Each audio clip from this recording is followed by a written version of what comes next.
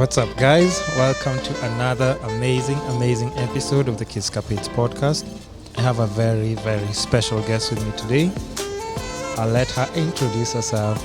She can tell you what she does, and we'll take it from there. Yes, my name is Jesus Girl. For those of you who don't know me, I am a motivational speaker and an influencer in my own right. Yes, nimejibandika. I'm an influencer.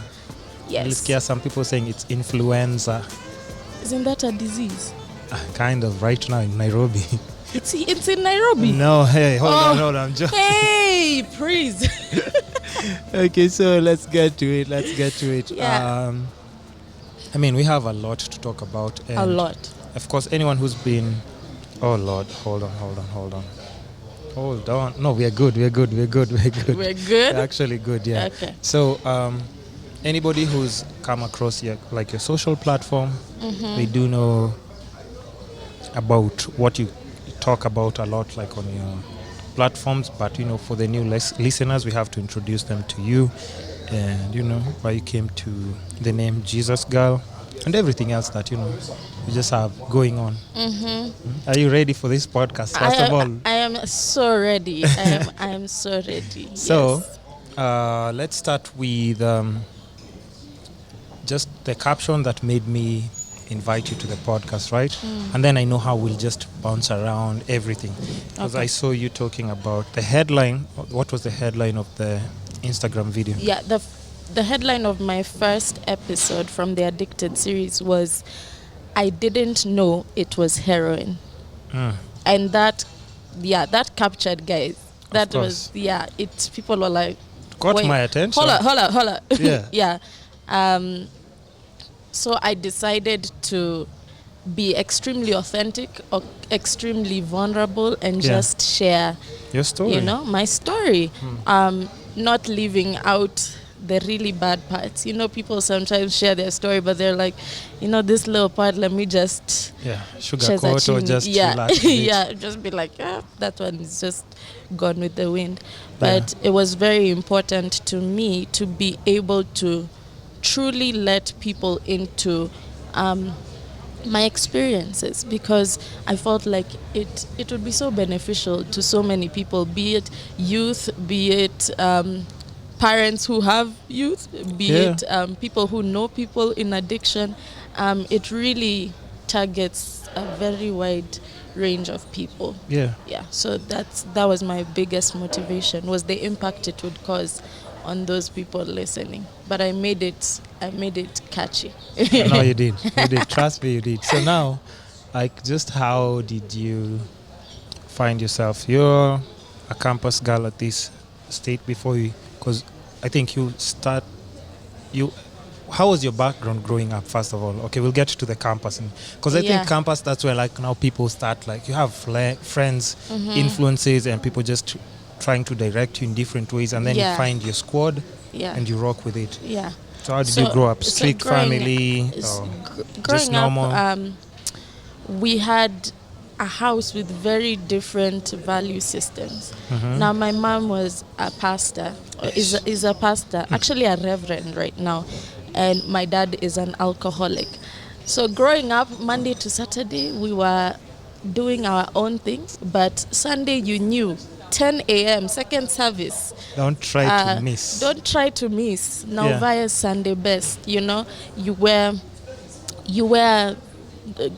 church appropriate clothes. You know all the worship songs. You raise your hand at the appropriate time. You even cry, as the spirit moves. But between Monday and Saturday,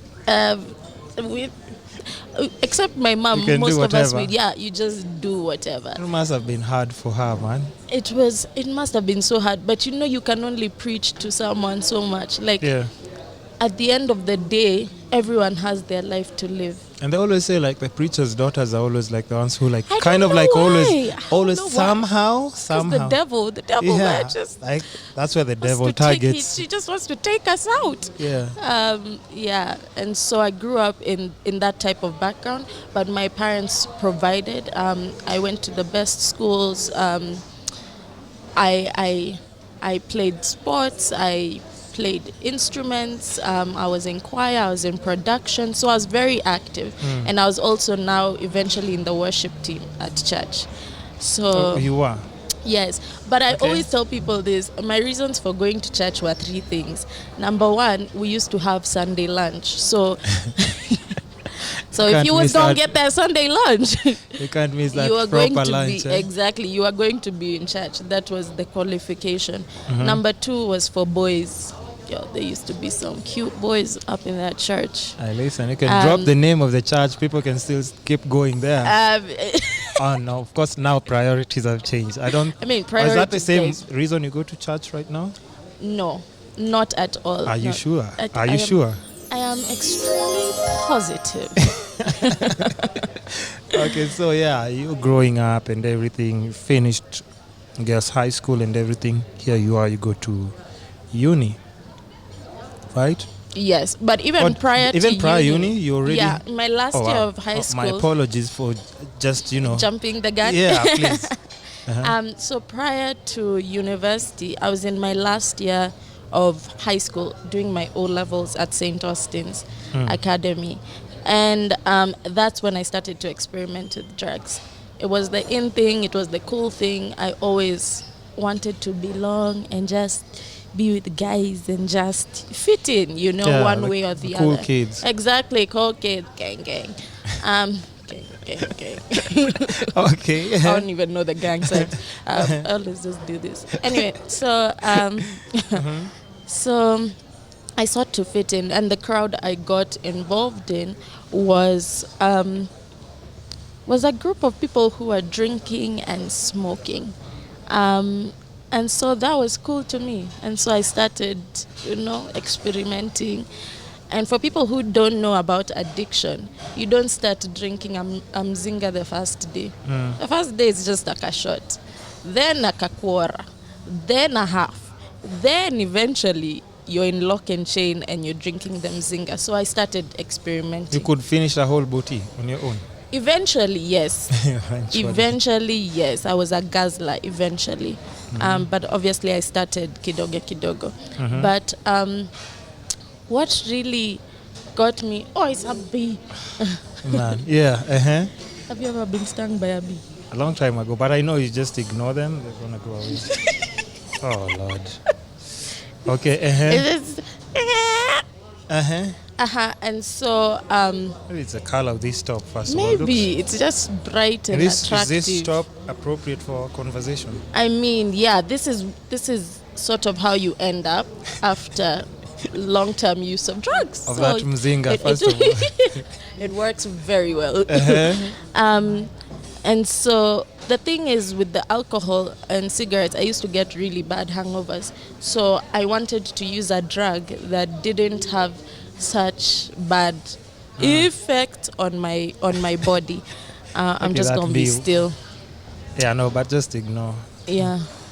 If it's the truffles, they're gonna get the truffles and bounce. Okay. Yeah. So I wanted something that wouldn't have such bad consequences on my body. You know what a hangover feels like. Yeah. It's Next not day waking nice. up in the morning, you don't before you recover, yani. Yeah, it's bad. Yeah. Me, I used to feel like I'm dying, and then I Yeah. used to have panic attacks. Lord. Have you seen panic attacks? What is this now? Oh, it's an adventurous bee, that Yeah, one. but I guess it's time for a refill. But anyway, it will slow him down from just biting or stinging. us. So true. Yeah. And so Oh wow, it's gone. that's what we're This doing now. is a magical I bee. just come, spoil my tea and And bounce. bounce. It's like I'm the real Unji. Yeah, so I didn't want to have the hangovers, and I started trying out weed. So I started smoking weed, which I found was a better drug, quote unquote, for me. And so shortly after high school, I decided to go to the States to pursue music. So I sing and was rapping, and I just felt like I need to go to Hollywood, man. I need to go to Hollywood. Yeah. And so I go to the States, but now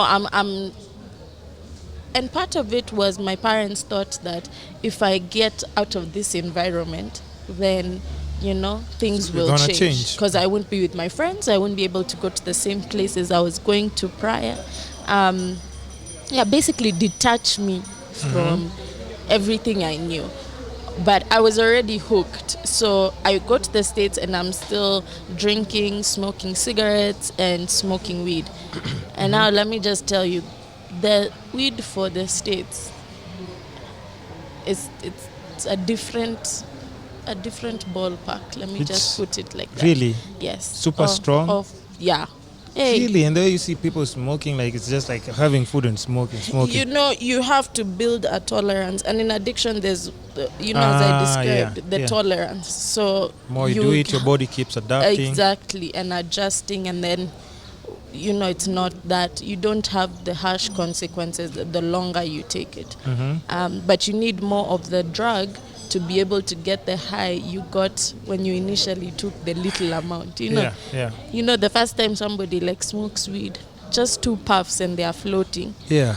But eventually you'll need to buy a G bag, then several G bags, then it's just a chaotic cycle. So I go to the States, I'm doing all of this stuff. And I forgot to mention one important thing. When I was 17, I got into a relationship with a guy who was 22. So before, getting access to drugs was not that common because I was on a student budget also. So I mean, how much can you really buy if you have 5 sock? But the guy was working at the time, and since I was fresh out of high school, he had the money to be able to support the habit. Money and access. And so that was another entrance. Now it opened me up for more. And this guy knew dealers and stuff. And so, I now was able to, how you're learning a new subject. Yeah. I was getting a PhD now.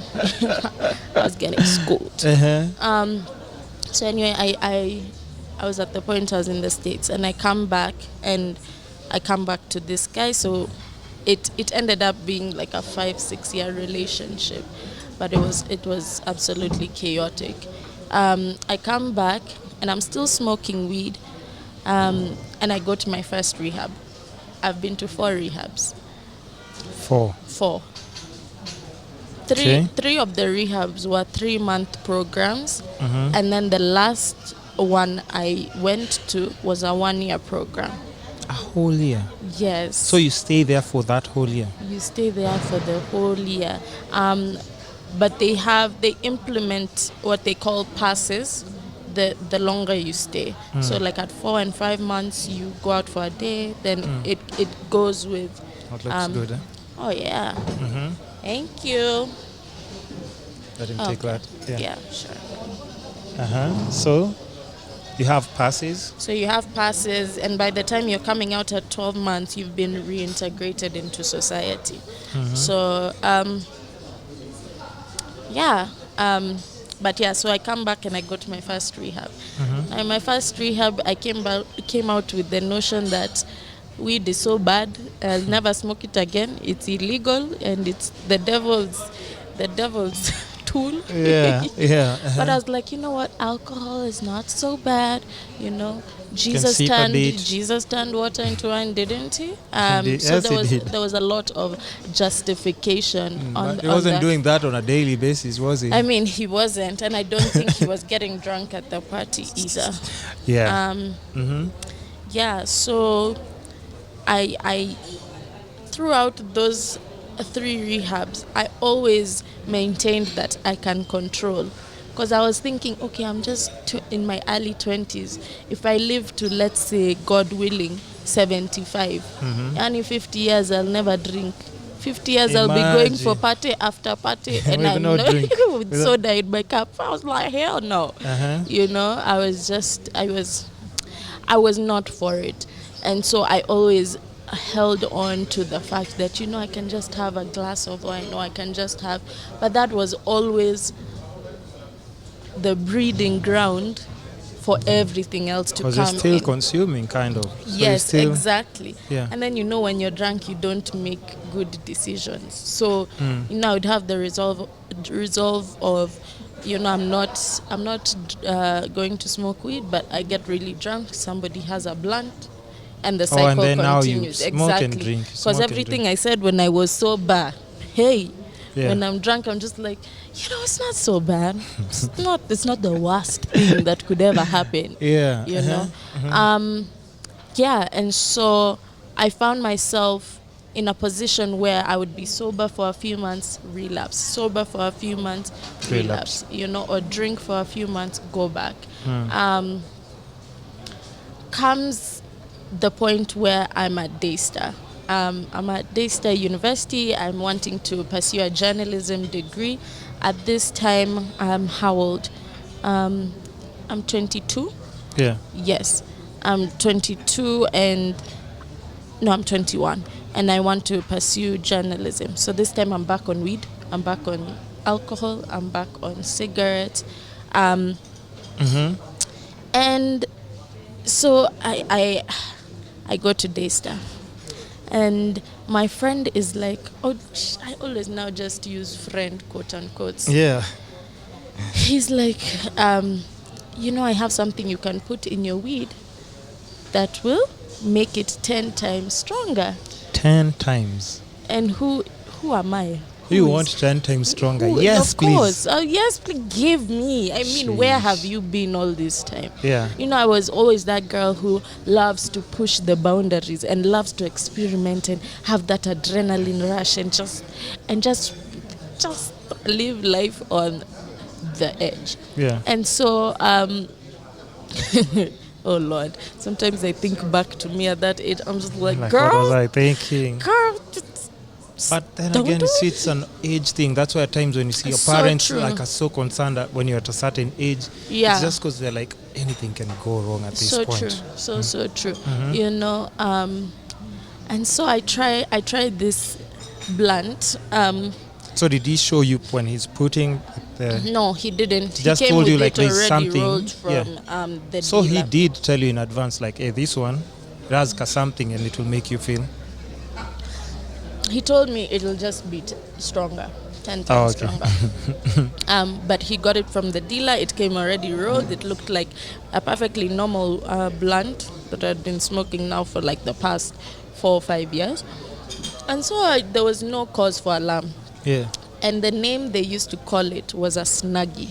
Snuggie. Yeah, which sounds good. When I look back on it, it just sounds, it's so cute. It sounds like even a sweet, some candy or something.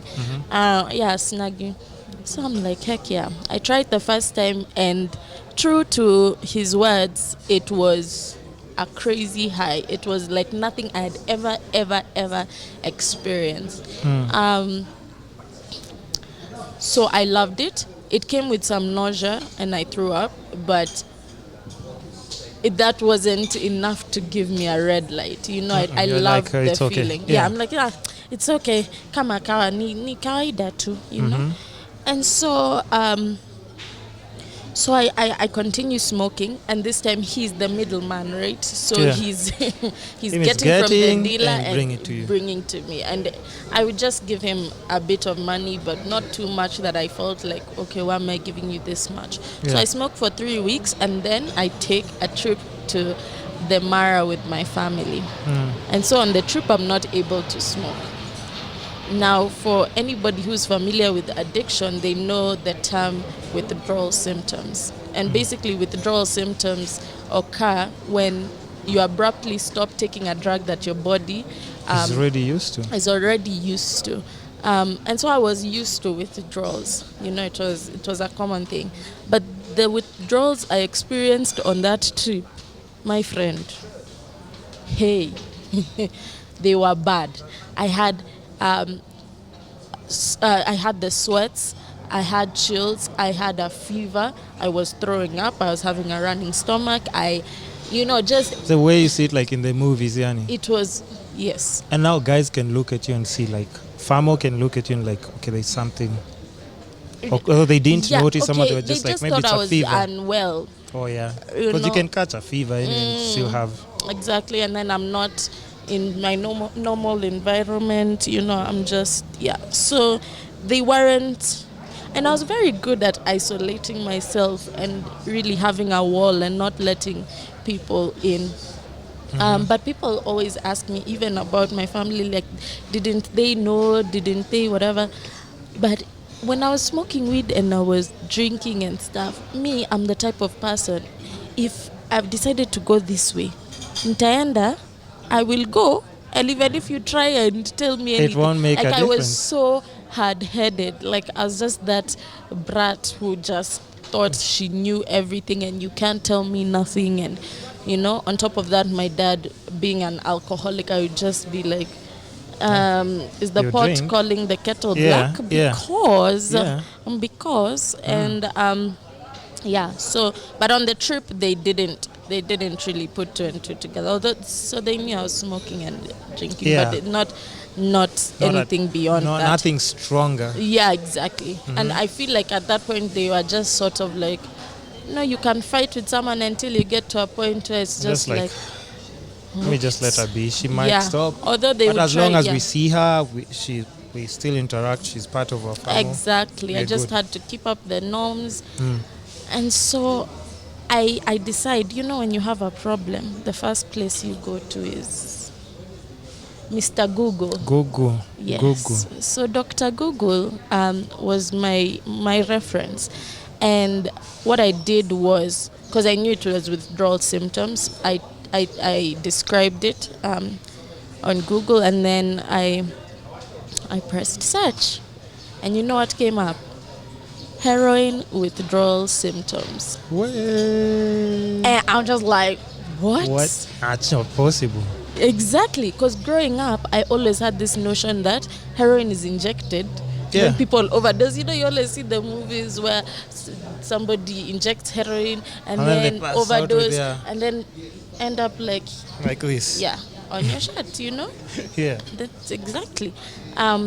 But little did I know that you can smoke heroin and it can be put in weed, cigarettes even. So somebody can just be smoking a spoto over here. And tell you like, hey, you want but the way you borrow a cigarette, can I smoke? The way you borrow, hey. They give you like, And okay. Exactly. So I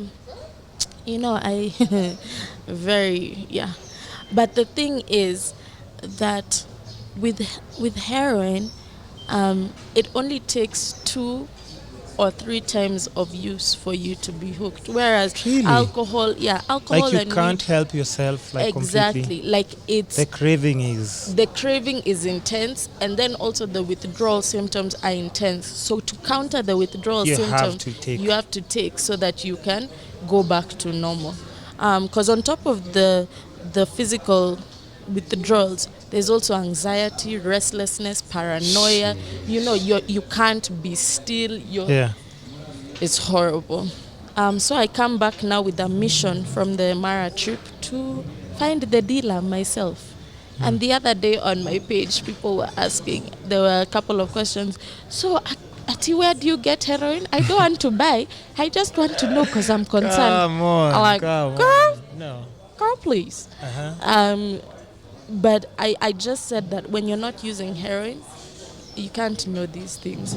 Yeah. But trust me, when you start using, you'll do your homework and you'll find Because the I places. remember, like I told you, I'll let you get back. So don't forget the flow of the story. Okay. Yeah. No You're worries. coming back from the Mara, cutting off the middleman or something. Yes, isn't it? yes. So don't forget that. Yeah. So I was talking to like my previous guest. I was telling you behind the scenes, Nandi. And she was telling me about all these drugs and Nini that you can get them like in Nairobi. They're available in these clubs. My gosh. And then me, I'm like, that's a lie. I'm like, there's no way that's possible. Are you telling me this place that I hang out you can actually get? She's like, yeah. And everybody's just selling. But I was just like telling her, like, she was saying like, there's no way possible you're telling me. I was telling her like, I've never seen cocaine. I've never. But apparently, even in a party. I have never. I think people like just hide it. I From think you? they know I'll call the cops. I'll call the police. 911. Excuse me. Excuse me. I'm at this party. Yes, I'm drinking. I'm having fun. Which is legal. But there are these guys here. I think they're just taking something else. So like, I think if you're not into it, you don't. Maybe I've seen, but I didn't even pay attention. But I hear it's just like super common everywhere. But that's just not my high. I just take a sip, and even drinking, I'm like a social drinker. Of course, smoking can be once in a while, but that's. And I have to be stressed the hell out. Clients are staying with my checks. Things are not going the way I want on any. I smoke one and just like chill, because it's just like that. And plus, for me, I don't think I've never gotten to that point where it's like, I really need this thing. It can just be a by way, because I can watch a Netflix episode and I'm cool. I forget about my problems and chill. So it can't be. But she was telling me, like, if you're into it, you will realize and you'll notice. Even you walk in somewhere, you can just peruse the room and you can see, okay, that activity is happening. Yeah, this person is selling nini. Aware. I mean, I'm just like in a party, I'm like, okay, one beer, nini, I'm seeing girls, nini, I'm good. So I don't pay attention to anything else. Now, apparently, like, if the way you're saying it, if you're doing it, you'll have access and you will know and you'll be able to network, find out every info about where you can buy, price, where the everything. dealer is, and then now you start hanging out with people who are doing it, because obviously if you're hanging out with people who are not doing it, they're no fun. They have no fun, of course, because they'll be like, guys are like, what is that? That's heroin. That's weed. Exactly. Oh my God! But how for could people, you? but for people who are using, it's just like, oh, you have a joint, you have a snaggy, snaggy. Somebody ever tells me snaggy, I'm just like, hey. You Buddha boss. Okay, I'm out of here. Sayonara. It's in that SpongeBob, like, okay, I think I'll call it a night. Okay, I think I'm out. Okay, so back to your story. So I remove the middleman. Yeah. And I go straight to the dealer because, I go straight to the dealer. So I go straight to the dealer, and now I know the ins and outs. I'm going from level to level to level. I'm becoming a pro. Yeah. I'm becoming a pro. I know the places to get. I know how to cut corners. And the thing is, because we talked about the tolerance. Yeah. First, let me just say heroin is very accessible in this Nairobi. Like... What, heroin? Yeah. It is. So accessible. Because, okay, I'm sorry to cut you off again. No problem. I hear like, a drug bar selling heroin, they're making so much money in the country. And me, I'm always like, who are you selling it to? I'm like always like, there is no way you can sell this shit. Like, who are you selling it to? Because I don't know anyone. I don't think, but apparently it's just like where you're saying it. Yeah, I mean it's crazy how accessible it is, and and so I find out. So I chuja this friend because now he's charging me even to bring. And I'm just like, if I go directly to the dealer, I cut so much. Because him is just speaking and just bringing you, paying extra. Exactly. And so the thing with heroin is, at first you probably can maintain, but the spiral is so fast and so intense that's the high, you mean? No, the spiral. You can start and you're able to manage, like maybe you're taking one sachet a day. It comes in sachets. You're taking one sachet a day. But within a month, you can be up to 5 sachets a day. Wait. Yeah, me at the peak. But how are you taking it? Like, are you rolling? Yeah, so you have your sachets. And then you have the powder. See, you just lace it in the weed. So you buy a blunt, you buy the sachet, and you open the weed, lace it. You lace it, close it up, and you smoke it. 5. But at the peak of my use, I was at 7. A sachet is 150. So times that by 7, and I did not do so well in math, guys, but it's about a lot of money. That's for a day. Right? That's for a day. Yeah, that's about, let's say, 1,500. Yeah, if I'm not 1,500. Yeah, so you're doing 1,500 a day. At first, you're doing less than that a day. So you can maintain kidogo, but the more you need and the more money you need, you can't maintain anymore. So now you have to start resorting to money-making endeavors. Money moves. And not the legal ones. What do you mean? Not a job like stealing. Really? Yeah. And the worst thing is I never used to steal from like outside. I would steal from my own house. Yeah, because it's always like, okay, it's safe Yeah, for me, these I don't people. want mob justice. Yeah, my I don't family. want mob Yeah. justice. Yeah, why? Uh-huh. Too young to die. Yeah, uh-huh. Yeah. So I would steal from home because now I have to support the habit. When I stay too long without my next dose, my next smoke, the withdrawal symptoms start, which is hell on earth. Yeah, you just don't So even you want have to to imagine make that. sure, imagine when you smoke at night, you have to make sure that you have the one for waking up. Because you cause up that one for waking up and you wake up and you don't smoke. Is it that bad? It is horrible. And now you see you're losing weight because you're not eating. Or all you want is just... Yes. At my lowest weight, I was 45 kgs. Actually, when I went into this, my last rehab, I was 45 kgs. What? Yeah. Now I'm trying to punguza. But then I needed to gain seriously. It was deathly. Concerning, like people are It seeing was, and you they're know, like, bones, you're just, Yeah. it was horrible because Yeah. you never have an appetite when you smoke. And so you have, your health deteriorates, you're skinny, you're so susceptible to just all kinds of health issues because you have no nutrients, nothing going into your system that is substantial. And so now everyone knew that there was something wrong, Yeah. you know, because you can only hide for so long. Yeah, now When the evidence is just clear. Exactly. You know, you look like just a walking stick. Yeah. Yeah. And so my mom knew, my whole family knew. Now it got to a point where they knew. Obviously, also things were missing from the house, from blenders to phones to laptops to extension cables. Or anything you Just would think anything. that- And then now you see you get to know Shylocks and Yeah. like places you can sell Yeah. and do stuff. And so I became a very big mastermind. And the thing with addicts, they are very manipulative, very... even when talking and Even everything, when it's talking, just cause I can sell you your own bag and you own it. Like, and But you're just thinking the high, I have to. Exactly. And so they got to know.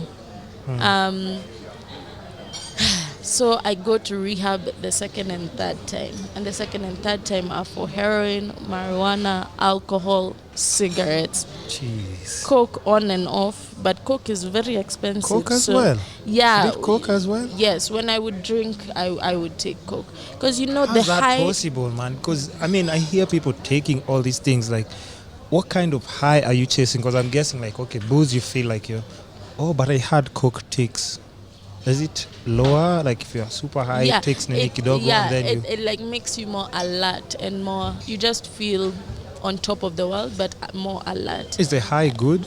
I'm not asking because I want to nini. I'm just saying, like, is it that good? Yes, I mean... Really? Yes. And then also you see with heroin, because the high is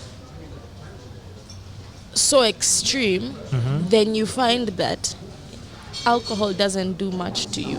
You're just alcohol there. Like, is okay.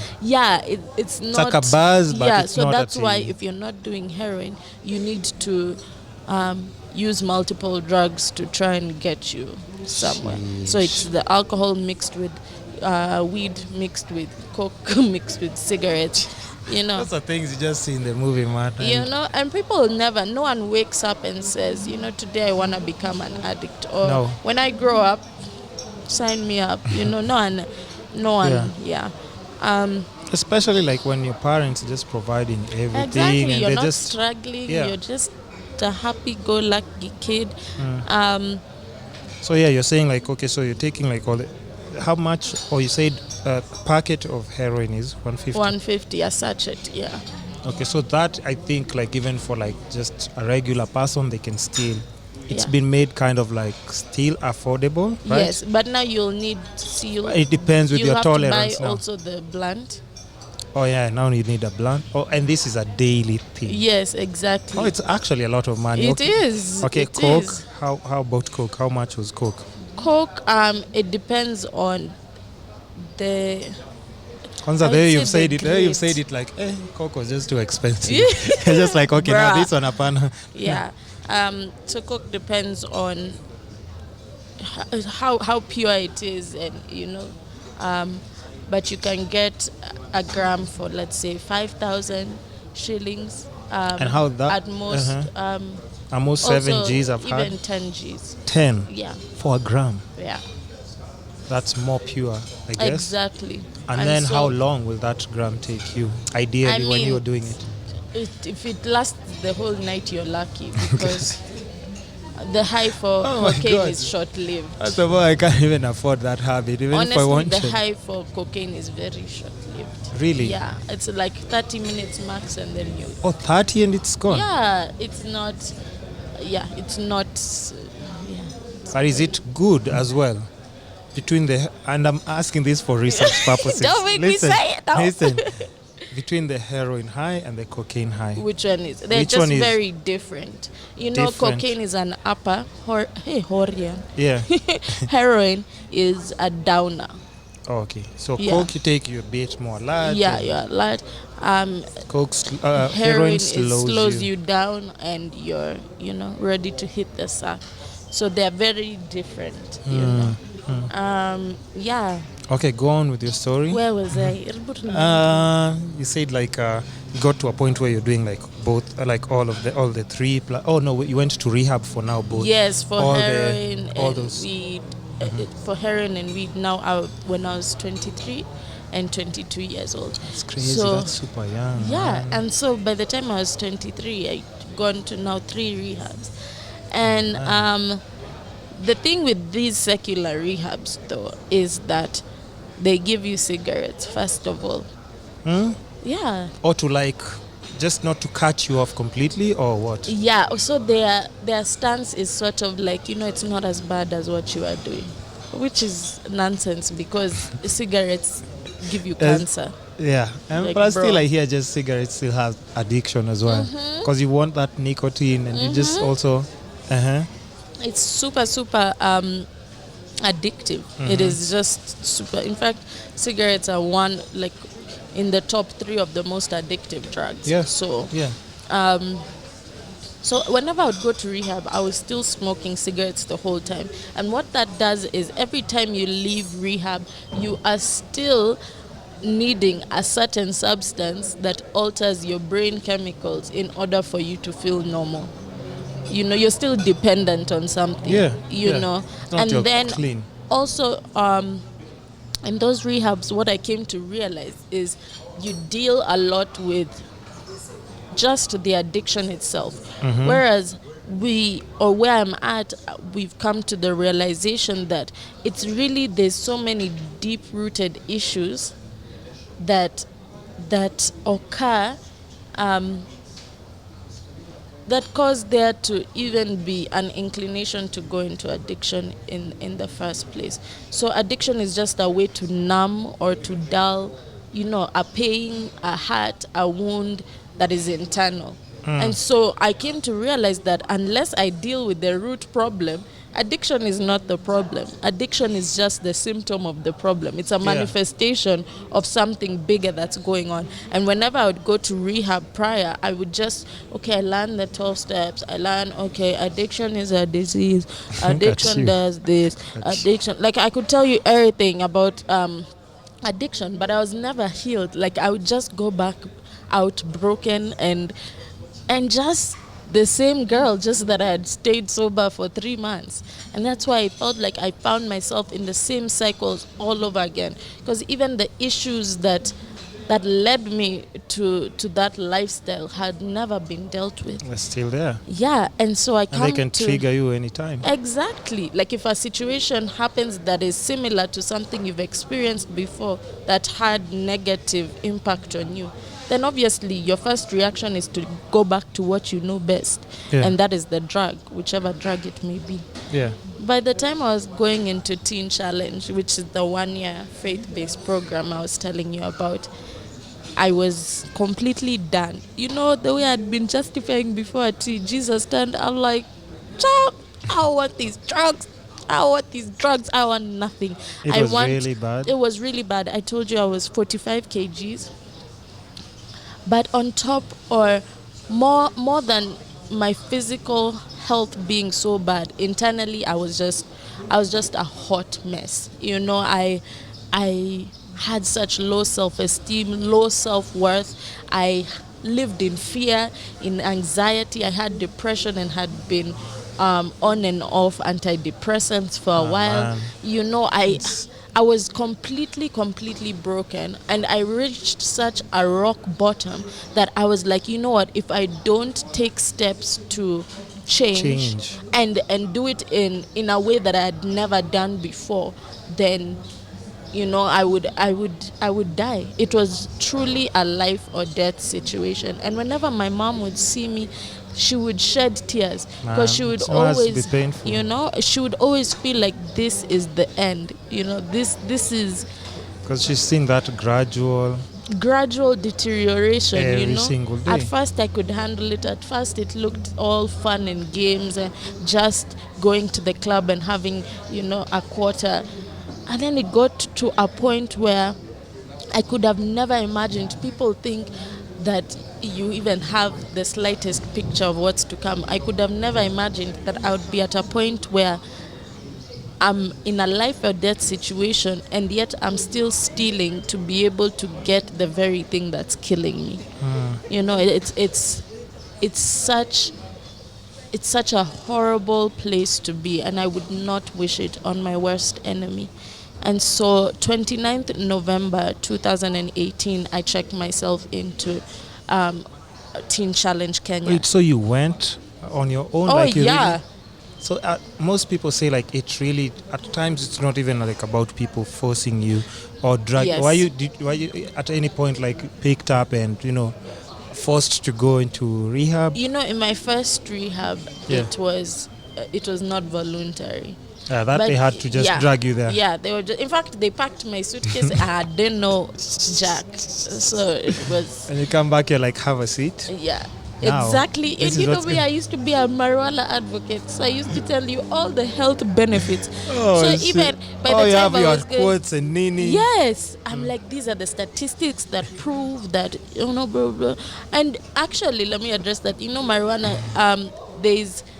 There's an ingredient, if I can call it that, in marijuana that when isolated does have positive health benefits. But you see now the Tell people... me more. Wait. Yeah. Tell me more. Oh, no, I'm playing. It's not... I can't. Anybody who's listening, we don't want to misguide anyone. Please.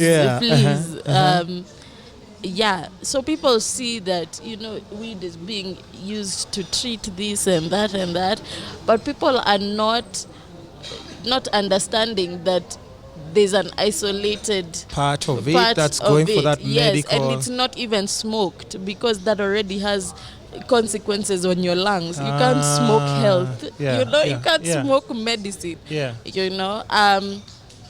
Anyway, so going into Teen Challenge, it was very voluntary. What's Teen Challenge? Is it an institution or? Yes, it is. That's the name of the program. Yes, Teen Challenge Kenya. So they have a women's center. A women's center and a men's center. Mm-hmm. And actually, my mom is the executive director. Yes. From way back, or?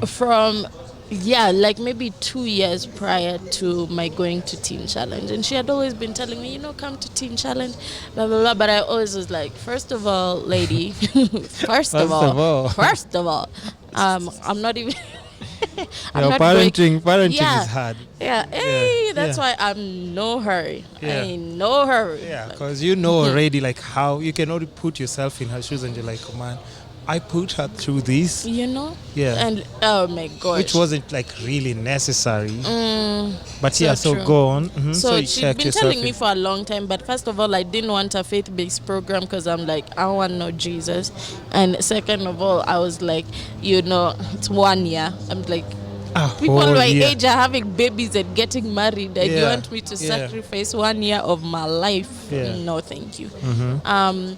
And so what happened was that it took me getting to absolute rock bottom for me actually to be able to be like, you know what? You surrender. I surrender. Yeah. Nichukua baby. Siwezi. So I willingly, you know, I said, Mom, I want to start with you. Exactly. You know, no one can will you into change. And I get this question all the time about, oh, how can I help my loved one who doesn't see that they have a problem, but I can see it. And you know, that's a very hard place to be, because until the person themselves comes to a place where it's hard. You know, it's hard. Yeah, it'll just sound like a clashing cymbal to their ear. I don't even know if this is a clashing cymbal. A clashing cymbal. Yeah. It'll just sound like nonsense to them, because it'll just be like, what are you telling me? Me, I'm good. And so a lot of times I'm like, yo, just pray they reach rock bottom and actually That's see. when they decide themselves. Yeah, when someone sees that they can maintain, they're like, for who? I'm Rehab good. for who? Yeah. But I'm able to make a bit of money and I'm still maintaining. But when someone gets to rock bottom, the one that they can't even justify, they've lost everything. And for me, I'd lost everything. Relationships, I'd lost friendships, I'd just lost opportunity after opportunity. Were you even dating someone at this? Would you be in a dating position or? So I told you I was in the relationship for quite long. Oh, about the one 5 that was like years. just yeah, horrible. From the time I was 17. Yeah. 17 to 22, 23. Yeah. And so, you know, but he also was using, not heroin, but he was using alcohol and marijuana. So even when I did get sober, that's one thing I was not willing even to let go of. And for anybody who would be trying to make a change and try and implement new strategies and just a new way of life, like, you have to be done with the old. Like, there's no way you can be like, you know, I'm gonna change, but I still wanna keep this toxic relationship. I wanna change, but you know, my friends, man, my homies, my day ones, you know, straight out the womb, my day ones. I can't let go. You have to be so how do I say, so itchy for change, so itchy for a new life, that you're willing to let go of everything. And me, I came to that point. I'm like, if I knew you in my past life, ka tulikuwa K1, ka tulikuwa alchemist, anywhere, I do not want to hear it. Change my number. Those two names? Huh? Those two names? Which ones? Alchemist and K1? Yeah. Yeah, I hear they're hey, listen, I hear people do interact there. I hear there's interaction in businesses for such activities a lot. For real? I mean, I don't know. I'm just... Why did you mention them? Why did you mention... That's a random. I don't know. That's the first buzz that I... I wonder why. Wait. I wonder why. So anyway, go on. So I was at the point where I'm like, I'm not going to let anything hold me back any longer. First of all, I wanted to have my relationship with God restored, because I acknowledged I can't do it with my own power. I tried for so many years to be tactical, strategic, be wise in my own eyes, and try and create for myself, and look where it landed me. So a situation like that gets you very humble. Yeah. And you have no option but to look up. And I surrendered to God. I gave my life to Him. I let go of all my friends, the plugs, even that plug word, work. Friends. I don't know if I can use it because they were not they were not friends. You. I mean, what's the definition of a friend? A friend doesn't watch you destroy your life and give you, or watching you shoot yourself and aids you with bullets. You know what I mean? So I made drastic decisions, and drastic change requires drastic decisions. Yeah, you know, and including staying the 1 year. Some people are like 12 months. It took a long time to get into addiction, and a long time of me staying in addiction, about 7 years. So I was willing to give up this 1 year so that the rest of my life would be different. You know. But what exactly goes in? goes on in Teen Challenge. Yeah. So it's like a discipleship program. So you learn a lot about the word. You learn a lot about addiction as well. You do counseling, so you're able to deal with the root problems. You do life skills and learning just how to even just get financially stable and live life outside of addiction. You learn character. You learn, it's just so much that transforms not just the surface level but your whole being from your core. You know what I mean? You know, and they don't seek to create a new and improved version. It's just a completely different person. And for me, that could only happen with the help of Jesus. And so when I was able to encounter him, you know, everything about me changed. The way I walked, the way I talked, the way people received me. The people who back in the days used to call me at 12 a.m. talking all types of nonsense. Now they slide in my DMs like, Bwana asifiwe. I'm like, Bwana asifiwe like ndugu. that's the energy we need. Bwana asifiwe ndugu. Yeah. Can I help you? You know, just I had a complete, I don't even know if I can say makeover, because makeover means you're making the old look better, but a complete transformation. And so I finished the program last year, 29th of November, and I came out knowing my purpose, knowing my calling. I came out with hope. You know, prior to coming to Teen Challenge, I was hopeless. And that's the worst position anybody could ever be in. Yeah. Is a position where you have nothing to expect from the future, nothing to look forward to, nothing to anticipate. And that hopelessness causes depression. That hopelessness makes you just not want to do life, because there's nothing nothing you're working towards. You have no dreams. Exactly, anything. Just exactly. So I had my hope restored. I knew my purpose in what I wanted to do. I was able to plan out my life plan, my plans of actions, and just it was bomb. It was just bomb. Okay, one question I also have, I don't want to forget to ask you is like, so what did you find that was your root problem? Because you're saying like you have to find your root problem before all these other things were just like extra, but the main problem, what was your main? So when I was young, I experienced a lot. One, having my dad being an alcoholic. I could never understand why he would rather be in the bar than be at home with me. With us, yeah. Exactly. There were so many failed promises. There were so many expectations that were not met. You know, I felt rejected by him. Another place I felt rejection is in school. I got bullied a lot when I was young. And people really underplay or undermine bullying. I know, it's crazy. It's crazy. It affects like even an adult, how they're going to turn out. Exactly. It affects so much. And you know, all these experiences when we are yay high really plant seeds in our mind and create how we are later on in life. So true. You can find somebody who's like in a toxic relationship, they are being beaten or they are being, manhandled and stuff, and everyone is telling them, can't you see, like, you need to leave this guy. And they always go back. Like, they always go back. That means that's a lot of times just, a reflection either of low self-worth or, there's a wound or a hurt or a pain that's inside that manifests in all these behaviors. And so I was also bullied. And really the seed of rejection was planted in me from a very young age. So like I told you, I had very low self-esteem, low self-worth. I wanted to belong, and so I really sought for people's approval.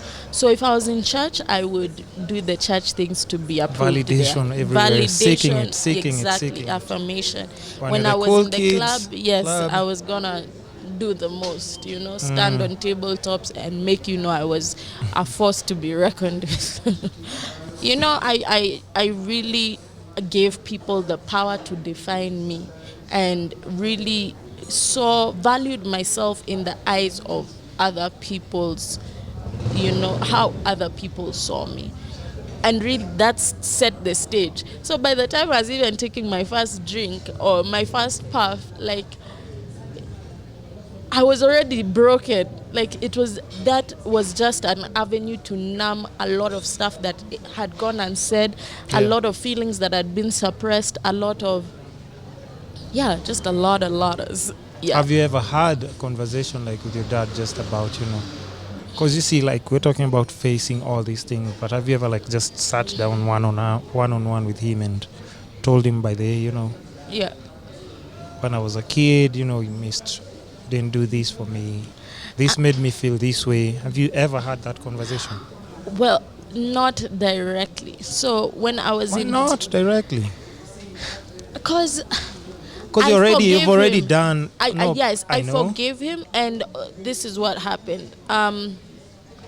In Teen Challenge, so we have also several teams that come even from the States and the UK, and they train us and they take us through different courses that are part of the healing process. And one of the things was a forgiveness session. So they have you sit in a chair and address the person. The way we see on YouTube? The way you see on... Where? No, those two funny things that they bring, like, people, an X and an ini, like when you have to face your ini. Exactly. You write a letter, this is what you did, this is what you... And it's not necessarily that you even give it to the person. Yeah. I mean, because I'm sure I've expressed before to my dad prior to Teen Challenge, I'm hurt when you do this, blah, blah, blah, blah. But now it came to a point where, forgiveness is not for the person. It's for your own healing. I realized I'm done letting this person rule my life. I'm done giving them the power to control me. So I was just done. And so I went through the forgiveness journey, and honestly, I forgave him from the bottom of my heart. I hold nothing against him. I love him. These days we take walks together, we play together, we exercise together. Oh, that's nice. It's beautiful. And I just had such a freedom after going through that forgiveness. So bitterness, resentment, all this stuff, just changia, just outrageous stuff. So, wow. Yeah. That's a whole, that's been like a crazy 1 hour. Did you think you're going to talk for this long? Yeah. And she was here saying like, I mean, how is it going to go and any, but what did you think of the podcast in general before we wind up? Because I can see time is almost... It's not on our side. Well, and we'll still do like a part 2 and everything. And one more question, even before I do the last question. Do you have any cravings now? I do not. Honestly, I don't. In fact, Just be honest. Honestly, the smell of cigarettes is repulsive. Like, those people, like when people are smoking next to you, always like this. Yeah, and second-hand smoke is even worse than Really? first-hand smoke. Yeah, it has more whatever on your body than first-hand smoke. Google it, guys. Google. But that's good. That's good.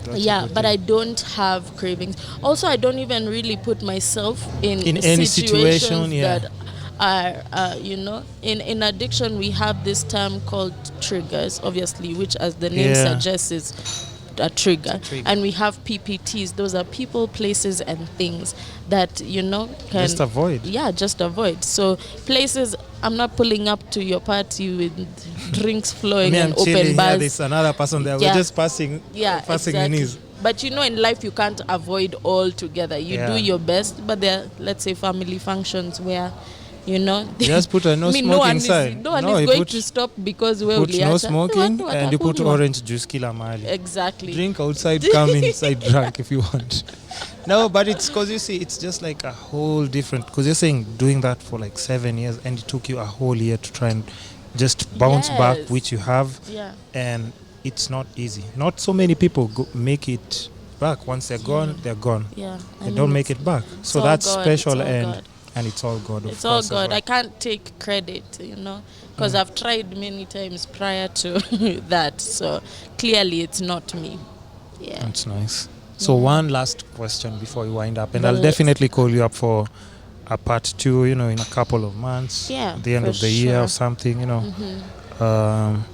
What's the one thing you think right now that you're in pursuit of And if you got it, it will give your life right now better direction, meaning, or fulfillment. What? That one thing right now that you think you're like just chasing. A deeper relationship with God. Really? Yes. He's the source of everything. Yeah. So I get to know him more, I get to know me more. I get to know him more, I get to know my purpose more. Nothing in my life happens outside of him. So I feel like creating more intimacy with him only benefits me because he created me. He knows what he created me for. So remaining in touch with him and prayer really and all that. prayer, reading the word, diving deeper into all things him creates a life of success and prosperity for me. Yeah. That's special, man. I love And it. I very love deep. him. And deep and very special. So, I mean, I think we've come to the end of the podcast. You just have to cut it off at 1 hour and feed people with that info. And we can definitely do like a part 2. I would be so up for it. Yeah. Yeah. Did In you fact, like I'll call this you if you session? don't call me. No, I will. I Sumbua. promise. I promise. But just thank you just for coming and sharing, like, because it's not easy. There's so many other people who are going through something that's similar, but they don't know how they can talk or how people will look True. down on them, or just how people will perceive them, society in general, because you're putting yourself out there. Yeah. So I think that's also like a very big step. Like you said, even on your Instagram, people start connecting once you're just being real. Vulnerable and authentic. Yeah. So, are there projects that you have going on? Anything that you want to plug? Anyone you want to shout out? And where can people find you on? And where can people find you on Instagram? So you can find me on Instagram at jesusgirl.ke. Yes. And that's really the platform I'm really endorsing right now. And soon, from that platform, other ventures, which I will not mention currently, will be springing up. But right now, I'm doing a series on my Instagram platform called ADD ICTED. Huh? Yeah, that's a ADDICTE. D. Addicted. Oh. Come on. You're like, what is that? What is that? Who is that? What is that? So I'm doing that on my platform just to give guys more information, and I feel like it is the bedrock of more things to come. So you can find me there, or you can email me, at mauloobwaka@gmail.com. And I think I'll also just put the handles and the links for anything you have going on. Yeah, and my contacts. And your contacts as well. Yeah. Contacts they can get from DM. Yes. Like your number. You want me to post your number? Oh, do not post my number. Okay, so I mean, thank you so much for coming to this show. I really wish you nothing but the best. Oh, thank you for That's a very beautiful story. Journey, just going through all of that, and you still made it through. And just stay strong. Thank you. And keep encouraging other people. I mean, tell people sure. not to give up, because it's not easy, but you can do it. Yeah, and for sure. There's always hope. There is hope. Hope is alive. So guys, Kisscapades Podcast, iTunes, Spotify, Castbox, YouTube, Facebook, Instagram, all social platforms. We update you every single day. The only way you can show love and support, hit that subscribe button, share, keep listening, keep watching. It's the Kisscapades Podcast. Goodbye.